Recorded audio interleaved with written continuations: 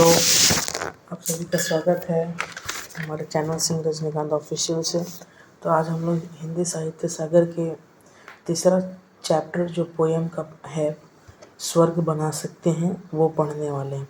So we have completed the Saaki, the first chapter of our Hindi Sahitya Sagar poem, and now we are going to see the third chapter which name is स्वर्ग बना सकते हैं, written by the poet Ramdhari Singh Dinkar.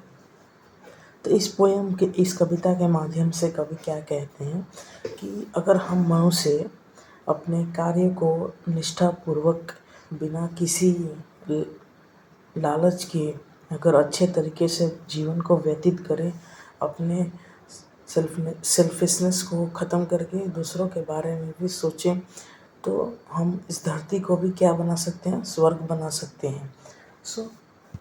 सो इस कविता में इसी के बारे में बताया गया है। स्टार्ट कर। सो धर्मराज एक युधिष्ठिर भीष्म पितामह के रूप में यहाँ पे बोला गया है। तो भीष्म पितामह जो धर्मराज हैं एक युधिष्ठिर को उपदेश देते हुए बोलते हैं कि धर्मराज, यह भूमि किसी की नहीं कृत मतलब खरीदी हुई है दासी।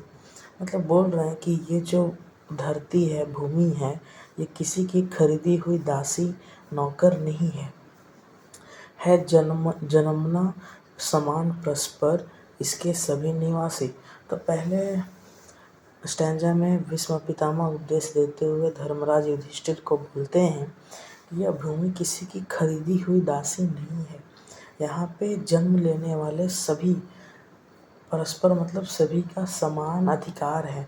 The person who has born on this earth, on this land, has equal rights for everybody, not so इसके सभी निवासी citizens of this earth has the equal rights as the others। सबको मुक्त प्रकाश चाहिए, मुक्त मतलब स्वतंत्र, फ्री। सबको मुक्त प्रकाश चाहिए, लाइट, रोशनी। सबको मुक्त समीरण मतलब होता है हवा या वायु।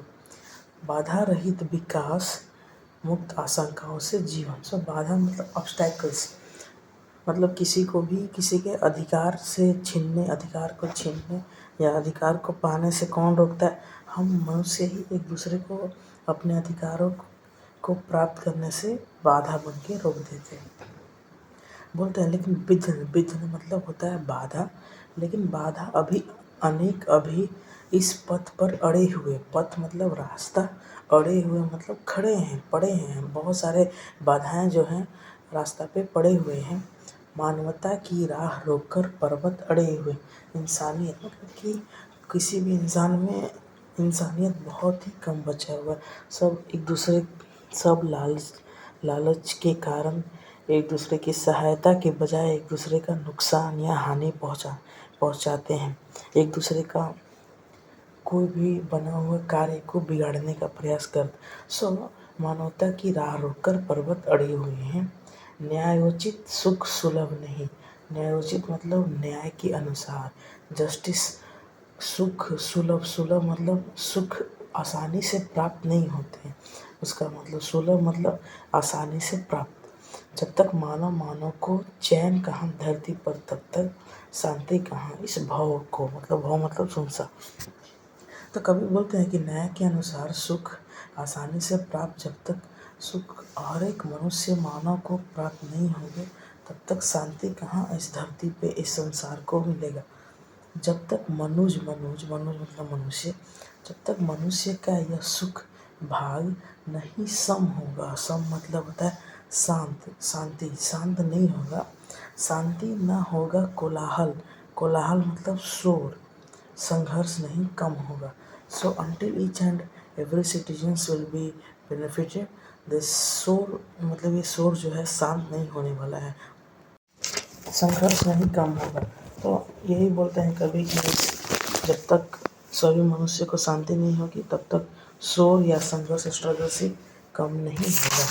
फिर बोलते हैं उसे भूल व फंसा परस्पर में, मतलब समानता, अपनी अधिकार को भूलकर मानव जो है परस्पर अपने आपस में पड़े फंसे हुए हैं।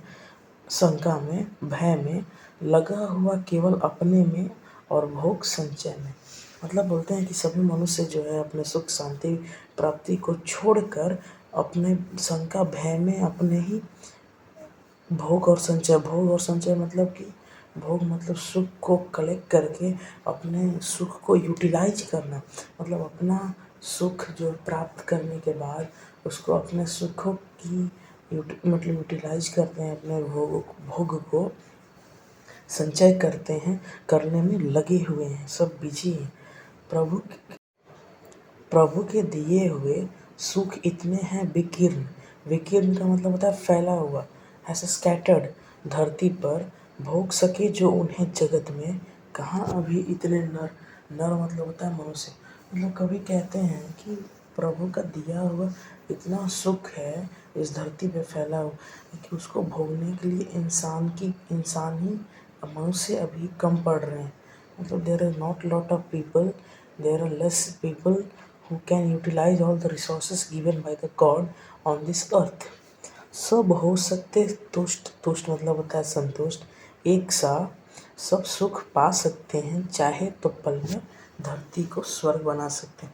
मतलब बोल रहे हैं कि each and every person, people or citizen living on this earth, they can become satisfied, they can satisfy themselves, they can get all the benefits and the resources given or provided on the earth, and also if they want, if the people मतलब अगर वो चाहिए तो पल में within a second they can make the earth as a heaven, मतलब धरती को स्वर्ग बना सकते हैं।